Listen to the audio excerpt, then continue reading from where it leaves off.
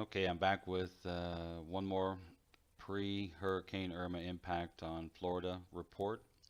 I hate making doomsday reports, but what I'm seeing right now is just a perfect storm surge scenario for Miami, and I think everyone should know about this.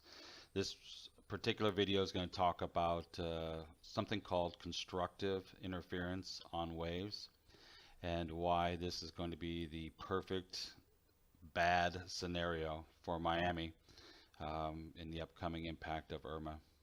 First of all, let's take a look at the actual topography of the coastline here. Yeah, the Keys are going to be underwater. I reported that earlier, even with that 10-foot storm surge. Right here in the Biscayne Bay, you have kind of a catch basin for waves coming from the southeast, and that's exactly what Irma is going to do. But when you add the fact that waves up here by Fort Lauderdale and further are going to be waves coming from due east, you have the perfect scenario for a huge storm surge and incredible waves simply because of wave constructive interference. So let's take a closer look at this. You have this catch basin here. You have Key Biscayne and you have Virginia Key. And you have Irma coming up from the south, actually going to be crossing through the Keys in the south. But that's not the wind that's going to be the major impact. Yeah, this is going to be on the strong windward side. Yeah, there's going to be wind damage. But this storm surge scenario is just apocalyptic. So taking a look at Key Biscayne and Virginia Key here, once again you see this catch basin, you see the river basin here. This surge is going to go right up this river, but it's also going to engulf all these. You have a 3-foot, a 9-foot, 2-foot. There's nothing stopping the storm surge, let alone the waves. So let's take a look at the Venture Sky. What I'm talking about here is waves coming from the southeast, and they're going to be complementary to waves coming from the east.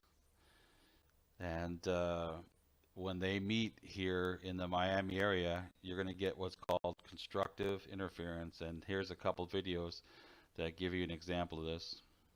The interesting thing is that when that wave meets the incoming wave, but the two amplitudes of the wave add up, and so you end up with this very high peak. In fact, it should be about double the height of the original wave. So this super wave is a result of constructive interference, one wave peak meeting with the peak of another wave. These super waves have been reported to have sunk boats in the past. The trick for these surfers was to catch the first wave and then transition, catch the original incoming wave and ride that back to shore. But a lot of them just kept getting wiped out by the double peak. And then this more detailed. Look at that. I want to stand back. I want to stand back a little bit. Yeah. Oh, yeah.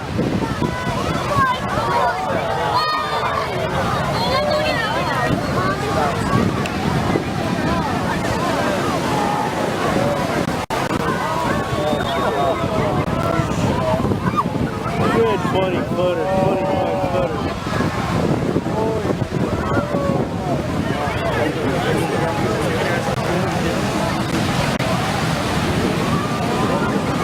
Yeah, look at that thing on that. As you can see, they keep on saying, oh my God, because all day they watch regular waves.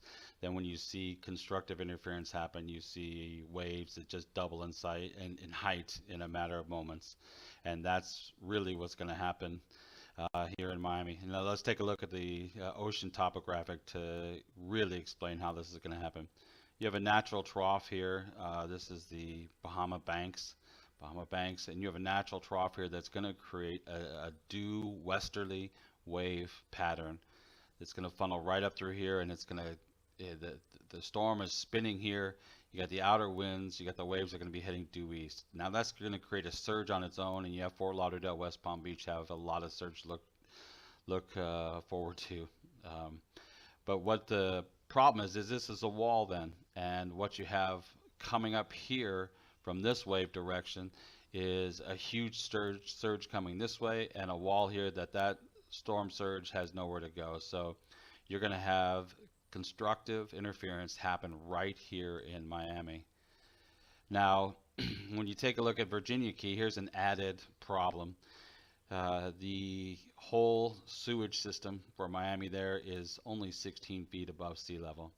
And while they were saying the 10-foot storm surge is what they are predicting, which I think is way, way under what's actually going to happen in Miami due to the constructive interference. Even if it's only a 10-foot surge with the 30-foot waves that are going to hit, go back here, you got 34-foot waves, 33-foot waves that are going to hit this area. That's going to engulf this entire sewage disposal. So you're going to have raw sewage going into Miami. Now here's the southern tip of Key Biscayne, and this is important because this state recreation area is the most built up. You can see where actual homes are here. It's only 4 and 5 feet above sea level. This is 8 and 9. So all of Key Biscayne is going to be under. This is all going to be underwater in the regular storm surge. Here's Virginia Key with the sewage treatment plant at 17 feet above sea level. Also going to be engulfed, maybe not just by the surge predicted, but from what I'm seeing on constructive interference, this is going to be way underwater, and you're going to have a huge surge going up this river. So that's the depressing video for you. If you're in this area, Key Biscayne, Miami Beach, down out. When they say that this is an evacuation zone, they're right, but they're underestimating it. This is going to be huge inland waves from this area simply because of the one physical phenomenon of constructive wave interference. And search that term if you're interested in finding out more. But if you have relatives there, get them out.